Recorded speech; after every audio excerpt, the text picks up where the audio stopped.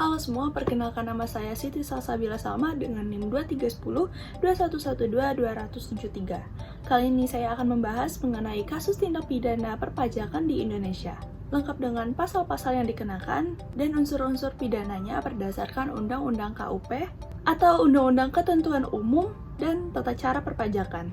Sebelum kita masuk ke pembahasannya, kita harus tahu dulu apa itu definisi dari tindak pidana perpajakan.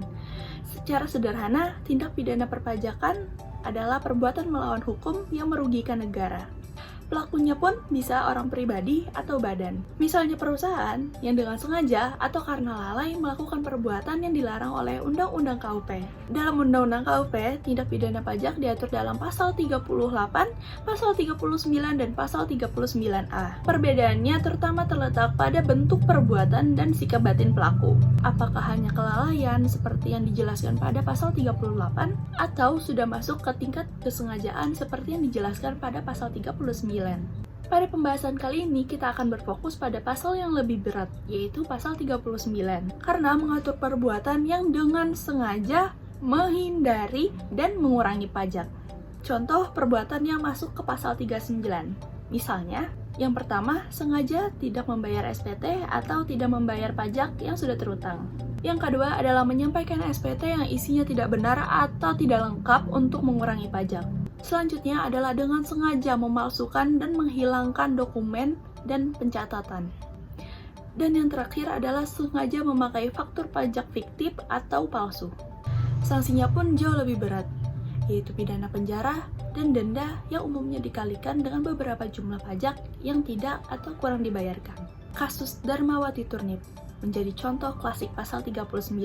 Sebagai Direktur CV Lorin Jaya Prima, ia dengan sengaja tidak menyampaikan SPT PPh Badan sejak 2011 hingga 2014. Menurut informasi Direktorat Jenderal Pajak, modus berlanjut yang picu kerugian negara hingga 6,63 miliar. Kasus pun dilimpahkan kepada Kejaksaan Negeri Medan tahap 2 pada 2 Agustus 2023. Dan Darmawati Turnip didakwa dengan pasal 39 ayat 1 huruf C Undang-Undang Nomor 6 Tahun 1983 tentang UU KUP yang diubah menjadi UU HPP 2021. Dan ia pun divonis 2 tahun pidana penjara dan denda 2 kali pajak terutang, yaitu 13 miliar 260 sekian rupiah. Denda tersebut harus dibayarkan dalam 1 bulan. Jika tidak, maka asetnya akan dilelang. Dan jika masih kurang, maka penjara ditambah 1 bulan. Namun nyatanya Darmawati tidak punya aset yang cukup untuk membayar denda tersebut, sehingga eksekusi penjara dilakukan. Eksekusi dimulai setelah batas 1 bulan pelunasan denda atau sekitar bulan Desember 2023 hingga Januari 2024. Sesuai pernyataan Kejaksaan Tinggi Sumatera Utara Juli 2024, ia sudah menjalani hukuman. Darmawati Turnip dijatuhi hukuman 2 tahun penjara atau 24 bulan sehingga berakhir sekitar bulan Desember 2025 hingga Januari 2026.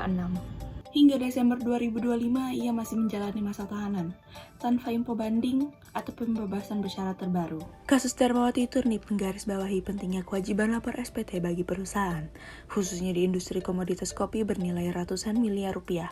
Kelalaian sengaja selama 4 tahun ini bukan sekadar pelanggaran pasal 39 Undang-Undang KUP, melainkan juga mengganggu pendapatan negara saat rasio pajak terhadap PDB Indonesia masih kisaran 10 hingga 11%. Secara keseluruhan, perkara ini mendukung transformasi perpajakan via Undang-Undang HPP 2021 dengan penekanan pada kepatuhan mandiri lewat transparansi agar kasus serupa tidak terulang.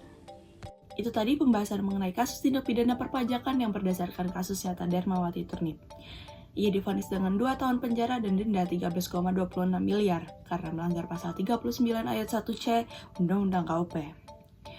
Dari kasus tersebut mengingatkan kita untuk tidak melakukan hal yang serupa dan selalu lapor SPT tepat waktu. Sekian dari pembahasan saya, terima kasih dan sampai jumpa.